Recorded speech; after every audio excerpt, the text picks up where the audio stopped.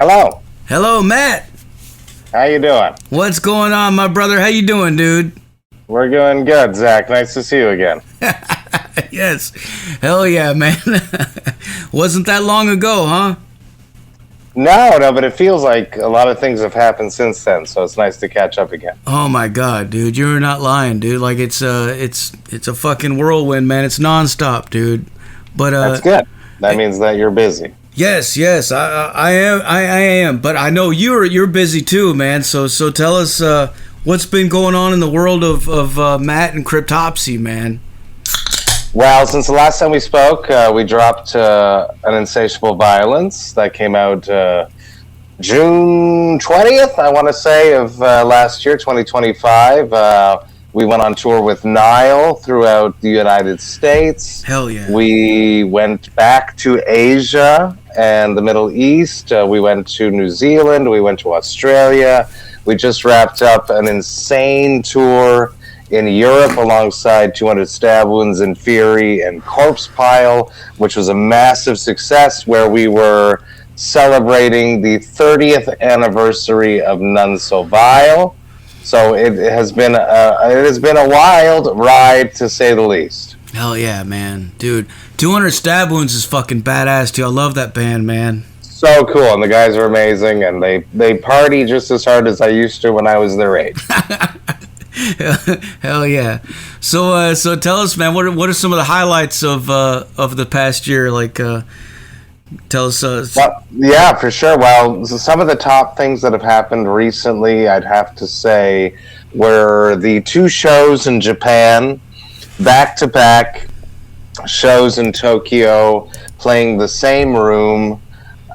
We could walk back to our hotel. We had been out on the Asian tour for about 2 weeks by the point that we hit those shows, so we were exhausted, because when you do these Asian tours, you're flying basically every day, so it's a lobby call early in the morning, you go to the airport, you hang around, you board a flight, you sleep on the flight, you land in some new country, you head to a hotel, you play a show, and then it just repeats. You're exhausted. But 2 nights in a row playing Tokyo, one of the most iconic cities in the world. The fans are just incredible, and it just crushed. It was amazing. That is definitely a highlight. Another one is our return to Australia. We have not been there since 2017. I might be saying the wrong thing here. 2016, maybe, I can't quite remember. But it had been a long time, and the fans were just incredible. The shows were amazing. That was fantastic. And then, honestly, this whole past Also Vile tour was just incredible. We played 31 shows in 31 days. And out of those shows, 15 of them were sold out. The rest of them were very close to selling out. So death metal and extreme metal is very vibrant and alive right now in Europe, and I'm looking forward to, in 6 months, saying that my biggest highlight is the Decibel Magazine tour, which is coming up in May. We are going all across the United States. We are also doing Toronto and Canada, Toronto and Montreal in Canada. So we're excited to kick off this brand new tour that's coming up. But it's been a whirlwind ever since we dropped the new record. Things are rolling. We also got nominated for a new Juno Award for An Insatiable Violence. So that's also a highlight as well. Man, that's awesome. That is for people that don't know what a Juno is. It's basically a Canadian Grammy Award. So unlike the Grammys, Canada, the Juno Awards actually put extreme music in the metal category. And that's legit, dude. That is fucking legit, man. I love that. That's so badass, dude. Man, I'm so happy for you guys, dude. That's fucking awesome, dude. Like, it's just been it's been cool. And you know, it's funny you mentioned Decibel. Last time I talked to you, we were talking about your feature, your cover photo on Decibel, and here we are again, man. You're on the cover again. My mug is on the cover again. Yeah, we had joked in the band that I should wear a shirt with the other cover on my shirt, so that they could also be on the cover Yeah. of the magazine again. But it's an honor. Obviously, Decibel is one of the most important print metal magazines that is still alive. It was important back in the day. It is still very important right now. So it is an honor to be on the cover again. I have not held it. I have not perused it. I have not seen the interview. So I'm excited to get my hands on it and actually look at it. But the cover is awesome. And obviously, being the headliner of the upcoming Decibel Magazine tour is a massive honor, and that lineup is just incredible. Cryptopsy, Necrot, Fulci, Blood Monolith. This is like a extreme music, just a buffet of just some of the most exciting extreme music that's going on right now. Yeah, man, yeah. And the magazine looks great, dude. I have it right here on my desk. You have it? Oh my gosh! Okay, I'm waiting for it. Albert's hooked me up with it. I'm gonna get it soon. Yeah, Albert and the crew at Decibel, they're great fucking people, man. I can't say enough about them, dude. Like they've always been such a huge beacon for the underground and the extreme side of things, especially here in North America. You know, and it's just it's really cool, man. I'm so stoked. And we have not headlined since 2023, and that was like a different time for the band. We had just come back from popping out of the pandemic, popping out of writing this new record, which was As Gomorrah Burns. We jumped on the Carnival of Death, which was a very cool tour, but the band right now in 2026 is in a completely different place. So I'm really excited to come back to North America, come back to all of these amazing cities, which we did not have the chance to play recently, because when we went out with Carnifex, when we went with Nile, those two tours, we did not go all over the United States, which was a disappointment to me, to the band, when we saw the routing. So this time it's like truly, as in the industry we say, it's an A-market tour, and we're very excited about that. Hell yeah, man. Carnifex and Nile, that's another couple of badass bands too, man. Oh yeah, we had a great time. They're wonderful people too. Yeah. I've never seen Carnifex, but I've seen Nile a couple times before, man. Amazing. Wonderful. I love them. Yeah. The best. Hell yeah, man. So what else do you guys got coming up? We have, what we are doing for this tour is something that we've never done before. And I'll give you a little bit of an exclusive right here. I sort of talked about it in the article of that's in Decibel. I'm not quite sure what made it into. I spoke about it during the interview that I did for the article. I'm not sure what's in the article because I haven't read it, but we are stepping up the production on this show. So we're bringing a visual aspect to the show that Cryptopsy has never done. We are really trying to step up on this tour. We're trying to really create a whole visual, auditory, sensory experience. So it's going to be something that's going to be extreme. You're going to be looking all over the stage. We now have a light designer that is now a permanent part of our crew that we just work with in Europe, that we are now bringing over into the United States. So this next tour that we're going to do is not just us four dudes standing on stage with a bunch of lights moving around. There's going to be a lot more happening because we want to give that to the fans. We want to give them that experience. We want to create something that is memorable. We want them to go home and be like, what did I just see? That was amazing. I have to see more of it. On top of the fact that we're celebrating 30 years of None So Vile. Hell yeah, man. That is fucking awesome, dude. And congrats on that too, man. Like 30 years, dude. That's no joke, man. You know, it's such a flow, and the people that recorded that record obviously outdid themselves. It's one of the most iconic, legendary death metal records ever written, and I can say that because I was not on it. I'm allowed to say that. I live it, I breathe it, I perform it, but I did not record those songs.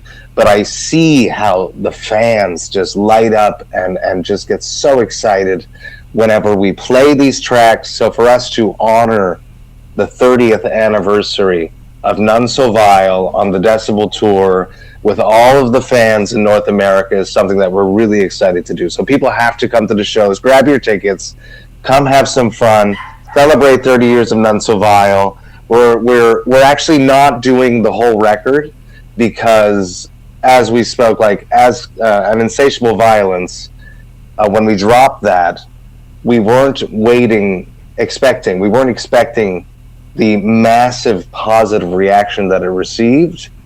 We hoped that it would happen, but what happened was it far surpassed our expectations. So it would be sort of shooting ourselves in the foot to just play None So Vile in its entirety, because we're so extreme. After about an hour of Cryptopsy, everyone just wants to go home. It's just too much. So None So Vile already is about 32, 33 minutes. We have to play other songs too. So we decided to play 6 out of the 8 None So Viles, the most iconic in our opinion, and from, I can see what Spotify and Apple, I see what people listen to, so I know what you want to hear. We play all the hits from None So Vile, but we also play a lot of the new Cryptopsy era, because we are more than a legacy band, and that's something that we want people to understand. Oh yeah. We want people to understand that Cryptopsy is still relevant. We do have the legacy, but we are more than that. So it's a balance of the two. We respect the legacy. Every decision that we ever make is to honor the legacy, but we also want to be extremely relevant. So we want new fans. We want new fans to go back and explore the back catalog, but we also want to gain new fans that respect what we're doing right now. So we're going to bring a show that is extremely balanced between the legacy and where we are at right now, and that's what we're going to do on the Decibel Tour. We just did it in Europe. It was a massive success, so we want to translate that over here, across the pond, as they say, in North America. Man, and you talk about the fans and stuff, and the way that I think about it, you're a fan of it too. I am, yeah, for sure. Yeah, so for sure. It's not like that Mark Wahlberg story where I got the mic in the crowd there. Lord Worm didn't he did pass me the chalice. He actually did. But that was later, after I was already the singer. We did that at a show here in Montreal. I think it was in 2012 or something at Heavy Montreal. He passed me the chalice and stepped off stage after feeding me a worm. But absolutely, as I've grown into the genre of death metal, I have become a massive Cryptopsy fan. Do you get goosebumps on stage when you're doing it? Always. It's the best part. My favorite thing to do is, singers will know this. Sometimes you scream so hard that you forget where you are. And that's probably not healthy, and I might be burning some brain cells, but it feels amazing. When you come back and you realize where you're at, when the oxygen finally hits your brain again, it's the best feeling ever. Hell yeah, man. Hell yeah. What goes through your mind when you're up there doing it and you're looking out at the crowd, you're seeing everybody's faces and stuff? Do you take that in? Do you ever? Of course, I always want to connect with people. And my favorite thing that I've been doing recently with there's so many musicians, these older generation musicians that are we don't want phones at our concerts. Stay in the moment. There's so many people that are saying this, right?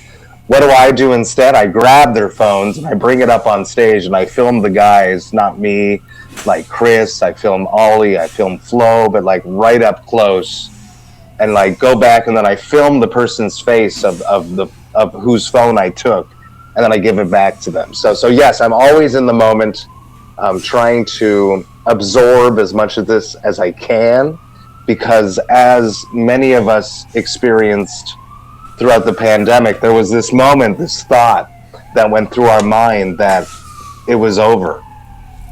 And that was something that scared me. So every time I'm doing this again, or I'm like traveling in the tour bus, or I'm loading in, or I'm hanging out with fans at the end of the show, I'm like, this might be the last time. So I'm always trying to just appreciate and be cognizant of what's actually happening, not taking things for granted. Hell yeah, man.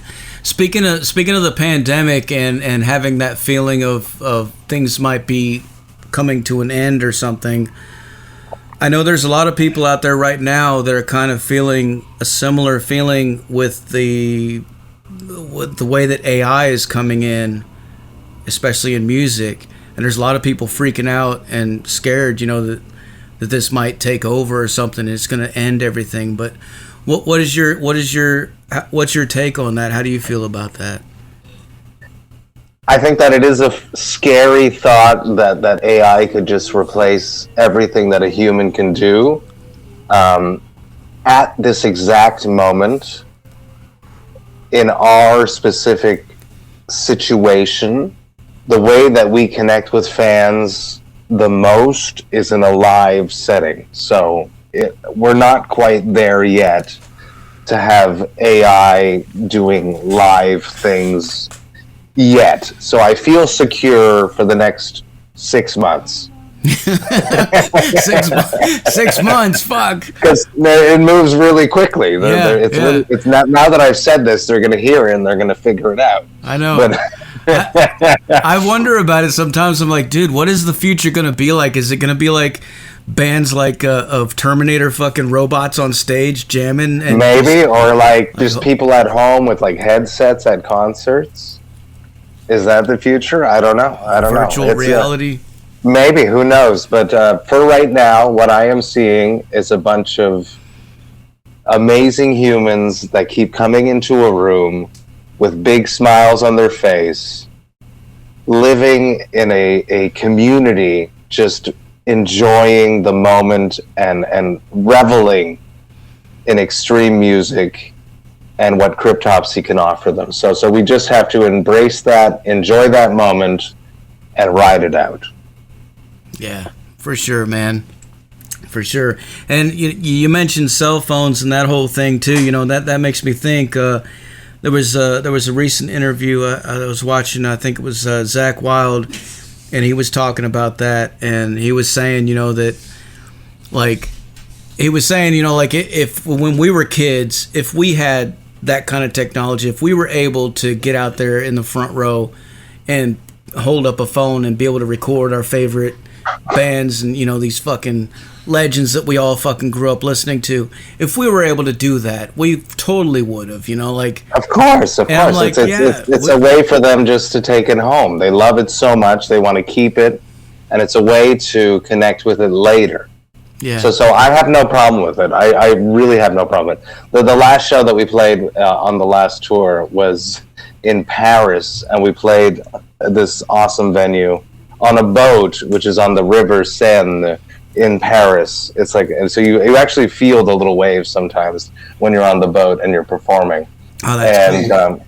We had like we have a longish sample, and there was this kid in the front row, and he was literally on his phone, not filming. He was talking to someone on the phone. Well, that's so I came up and I just grabbed, I was like, give me the phone. And he was like, no, I'm talking. I'm like, give me the phone. And he gave me the phone, and I start off the song Godless Deceiver with this ridiculous high scream, and I just ripped it into the phone, and then I gave it back to him. That's hilarious, man. Yeah. Really? He was like, no, I'm talking. No, it was like he felt embarrassed. No, he felt like more embarrassed that I caught him, and I was like, no, it's okay. Yeah. Let's make this a part of the show. Hey, man. It's how us, the artist, deals with this new technology that's just, people are used to being constantly available, and that's something that's different than previous generations. Well, that dude will probably remember that for the rest of his life. I hope so. Yeah, and the person on the phone too. I hope I didn't hurt their ears. No, I mean, can you imagine, like, if when we were kids, if James Hetfield fucking reached down and did that, like, what the Exactly. Fuck? Exactly. Yeah, I thought it was clever. I was happy with myself. I'd probably go get a tattoo of it or some shit, man. Hell yeah, man. All right, well, I guess I'm about out of questions for you, man. I'd be remiss if I did not talk about. We're also, the Decibel Tour is amazing, obviously, and people should grab their tickets for that. But the Decibel Tour also hits the Metal and Beer Fest, which is in Philly, and people should definitely go grab their tickets for that. It's a 2-day fest. We are playing the headliner of our days with Power Trip, and then it's Cryptopsy, Necrot, Fulci, Blood Monolith, and some other bands. The other night is with Cro-Mags and another band, and I should have written this down, and I apologize to them. There's going to be a bunch of amazing beers. We have a killer beer collab, which will be announced shortly, with a great brewery from Atlanta. And if you know anything about me and craft beer and Atlanta, you know which brewery I'm talking about. And it's just going to be an awesome experience. My podcast, Vox and Hops, is all about metal and craft beer. So for me to go to Decibel's Metal and Beer Fest and then play and like honor None So Vile at it, it's a true honor. So grab your tickets for that too, people. It's going to be just wild. And for the first time, I think it's the first time, it's all ages. So young kids, younger people, I'm sorry, I'm old. Young people can still come to this show, even if you are not of drinking age, to still come and have fun and witness all these amazing bands. So grab your tickets, come and have fun at the Metal and Beer Fest in Philly, please. That is awesome, man, and that's really cool to make it all ages too, man. I gotta say, I think it's important. I've been saying it. There's very important. There's something happening with extreme death metal right now. There are so many under 18-year-old people at the shows. If you let them come, you will sell an extra 100, 200 tickets. Yes. I saw it in Europe.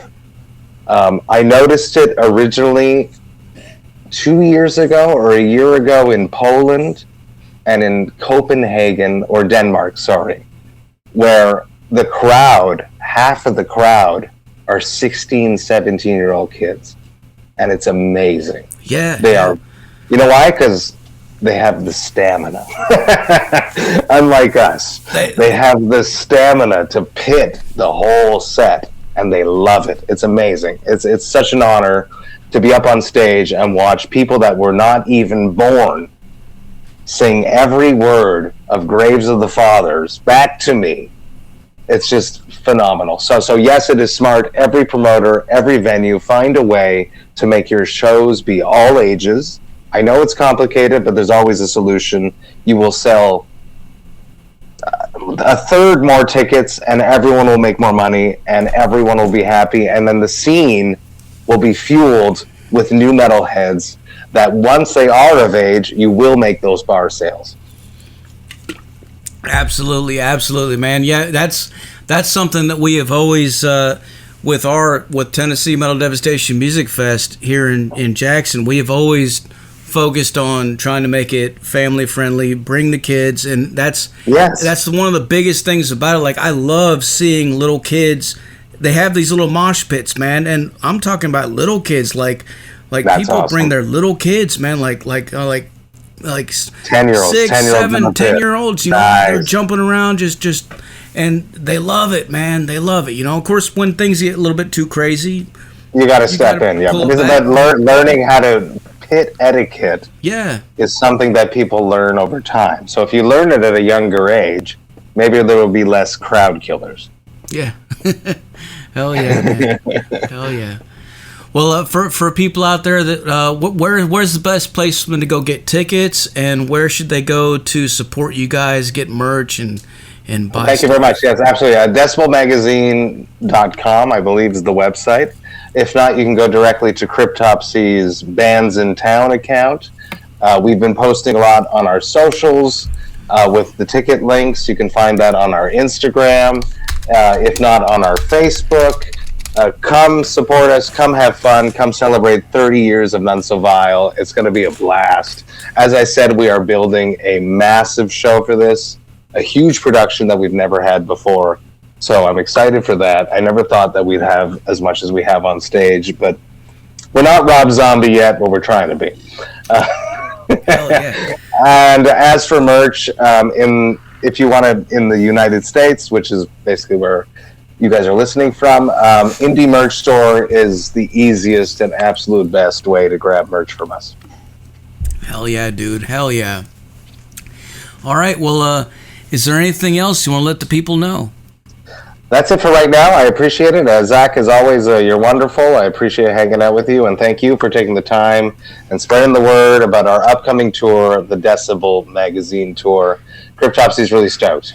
Matt, thank you for taking the time to talk to us, dude. We really appreciate it, man. And before I let you go, can I get you to make us another station tag real quick? Absolutely. It's Metal Devastation. Yes. Absolutely. Here we go. Hey, what's up, everyone? I'm Matt from Cryptopsy, and you're listening to Metal Devastation Radio. Fuck yeah. All right, dude. Well, what I'm going to do now is I'm going to blast some more Cryptopsy for these motherfuckers. What song are you going to play? What song are you going to play? I got Dead Eyes Replete, and then... That's good. That's a banger. Hell yeah. Hell yeah. Hell yeah. And then after that? Orgiastic. Orgiastic. Yes. Perfect. Enjoy, everyone. Thank you very much, Zach. All right, man. You have a great night, and we will talk to you soon, dude. Thank you. Cheers. All right, later. There you have it, folks. Matt from Cryptopsy, live on the Zach Moonshine Show with Metal Devastation motherfucking radio. Like I said earlier, put your speakers in your fucking windows, put them in your front lawns, put them in your neighbor's driveway, put them in your neighbor's fucking door, man. If you got speaker wire long enough, carry your fucking speakers outside and turn it up as loud as it'll fucking go, dude. And I swear, you will see fucking U-Haul trucks appear out of nowhere all over the place tomorrow, and it'll be beautiful. It's a beautiful sight.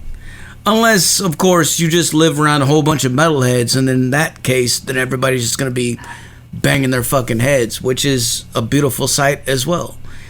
Anyway, with that being said, crank it the fuck up